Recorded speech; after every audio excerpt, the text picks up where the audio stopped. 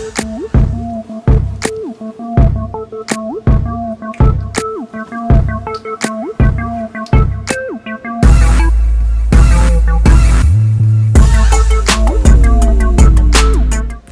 wife, hey, it's Wife Strut Wednesday, and oh my gosh, can you believe that the Wife Strut has had its first Wife Strut anniversary? Like, we've been doing this for 1 year, out here strutting in these wife streets or whatever. Anyway, so being that just last week, October 17th was the first Wife Strut anniversary, and I know you've been seeing the post celebrating these things. We're going to be celebrating the rest of the month because I need to take a pause and recognize, oh my gosh, it's been a year. But I thought this was a perfect time to sit back where it all started, here on this couch in my first video, introducing what the Wife Strut was and why I need this community and how I need some wives to be able to talk the things out with, the good, the bad, the ugly, all those things in this strut and marriage.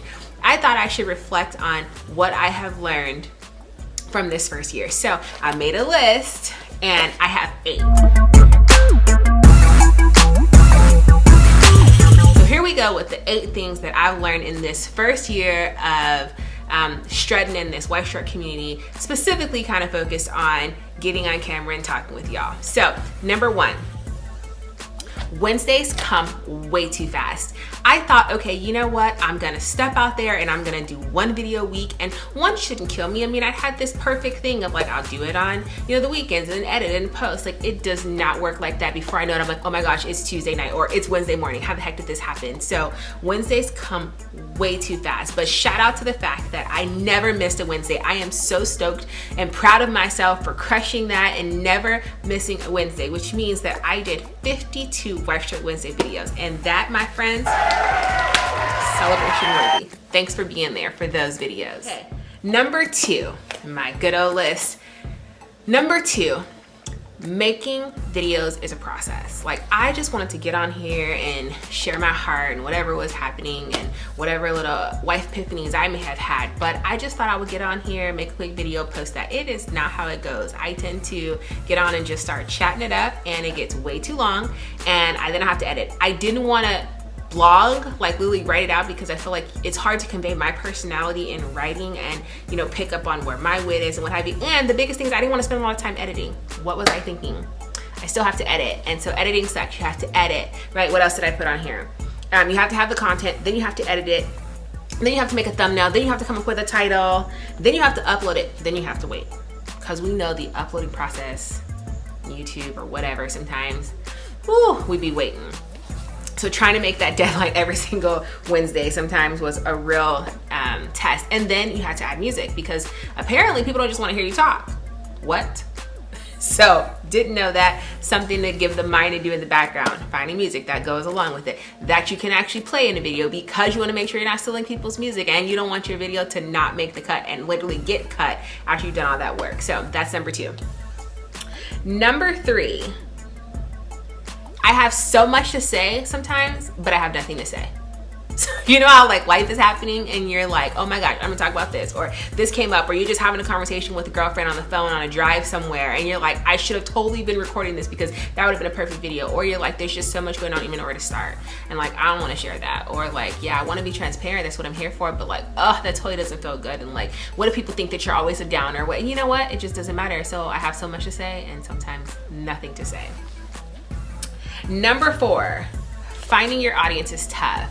I don't think that's a secret. That's just something that I learned. Like, I'm out here just trying to be like, wives, where are you? I want to find you. It is so important to find your community of people that like you're a fit for, and that they're a fit for you, because I totally am looking for something, not just to give, but totally to receive, in the sense that like, I need some wife friends to strut with. Because like we said in the first video, we can't do this alone, and you can't talk about it with people who just don't get it, and you don't always want it to be people that you know. So there you go. So finding that community is tough, but we are doing okay. Hey, if this is a community for you, invite some of your wife friends or people who might be interested so we can grow this. Number 5, it will never be perfect.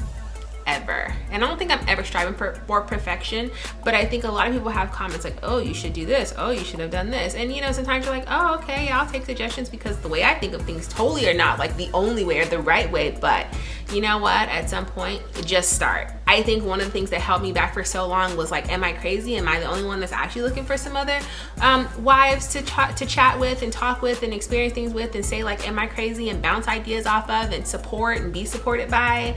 And I think the answer is like, no, that's totally a thing. But as far as like starting, like I was just like, okay, well, first I gotta do this and first I gotta do that. And then somebody told me like, you know what? Like, just start. And I think that is what's kept it going week to week. Like, it's not gonna be perfect, but I said what I had to say and I got it out there, and we'll see, right? So that's something. Number 6, videos and messages and thoughts that I have can totally go a different direction. I mean, yes, I'll think about, oh, you know what? That's something that would be really good to share. Like, that's something that I'm really struggling with. Maybe I should put that out there. But then I get on the video and sometimes it goes in a whole other direction, which is how they end up long. But I always want to leave room for that, because like, that's life. It cannot be scripted. And like I have key things that maybe I do want to touch on, but maybe it goes in a totally different direction. And that's how it goes when you talk with your girlfriends, right? Girlfriends, wife friends. We don't just talk about one thing, it goes in all kinds of different directions. So that's what happens on video. Number 7, the 7th thing I learned is that whole concept like over record, under edit, and under post and under share, that does not work. Like, now granted, I did have to get kind of accustomed for the days that I vlog to remember to like capture moments or like be more aware, pull out my phone or pull out my camera. And the days that I thought I would capture stuff, sometimes there was nothing to capture. Like, oh yeah, I'm gonna vlog today. Vlogging what? Sitting here. Or like, oh, I'm gonna go to the store, and it's like, I just wanna be at the store. So like that whole have all this content, I totally have a ton of things in my phone that never made the cut. Never did I think that would be a problem.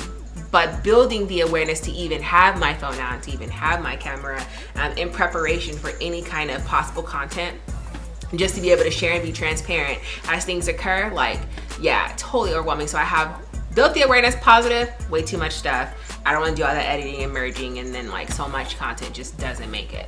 That's number 7.